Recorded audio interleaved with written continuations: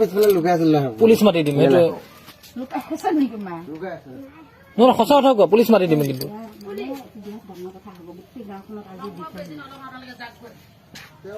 আহিছে আহিছে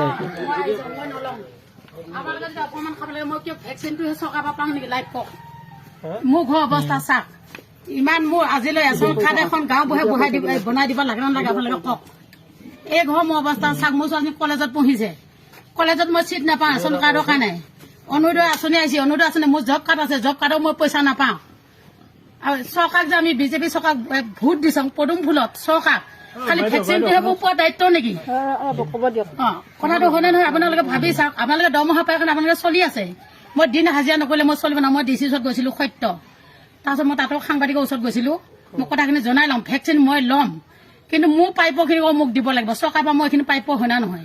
গতিকে মই ভেকচিনটো লোৱাটো ডাঙৰ কথা নহয় মোৰ মতাটোও লৈছে মোৰ মতাটো 5 দিন য'ত পৰি আছে মই একে 100 টকা মই ধাৰ বিচাৰি ফুৰিছোঁ মানুহৰ ওচৰত মই একদম চলিব মানে মই পানী এতিয়া মই আপোনালোকে চাওকচোন বস্তা পাই পাই মোৰ ছোৱালীজনী পঢ়ে বস্তা পাই পাই মোৰ ঘৰত এখন ভাল বিচনা নাই ইয়াত টিং কিনি চাওঁ এয়া হেৰি লগৰ ঘৰ বনোৱা এয়া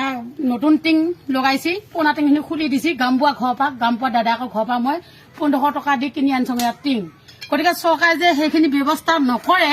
দুখীয়া মানুহক মোক খালি ভেকচিনটোহে মোক প্ৰদান কৰে নেকি চৰকাৰে আপোনালোকে ভাবি চাওক আপোনালোকৰ ডিউটি কৰিছে আপোনালোকৰ একো দুখ নাই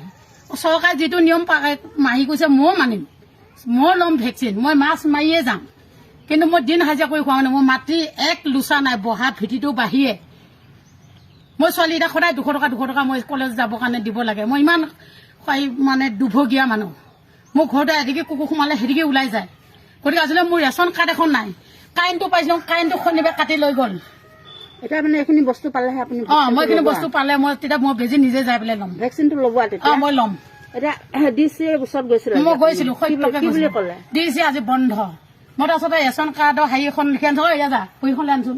পুলিচৰ নম্বৰ মই লিখি আনিছোঁ তাত বেনাৰ এখন মাৰি থৈ দিছে মই নিজে পুলিচৰ হেৰি মই বহী আনিছোঁ মই উলিয়াই দিম মই লিখিব পঢ়িব জানো মই ইমান অবুজ ছোৱালী নহয় কাৰণ কিয় মই ইমান দুখীয়া মানুহ মোৰ খেতি মাটি এক লোচা মাটি নাই মই গুৰিয়াই মিয়াই হাজিৰা কৰি ফুৰিব লাগে মই এতিয়া আগতীয়াকৈ লগৰ পইচা আনি থৈ দিছোঁ চয়ীব বুলি কয় গুৰিয়াটোৰ নাম তাৰ পৰা মই এতিয়া 1000 টকা আনি থৈ দিছোঁ ধান কাটি দিম বুলি মই হাজিৰা কৰি দিবই লাগিব মোৰ ছোৱালীজনী এডমিশ্যনৰ কাৰণে কিন্তু পইচা নল'লে কলেজত চিট নাপায় হায়াৰ ছেকেণ্ডেৰীত গৈছোঁ তাতো কৈছে ৰেচন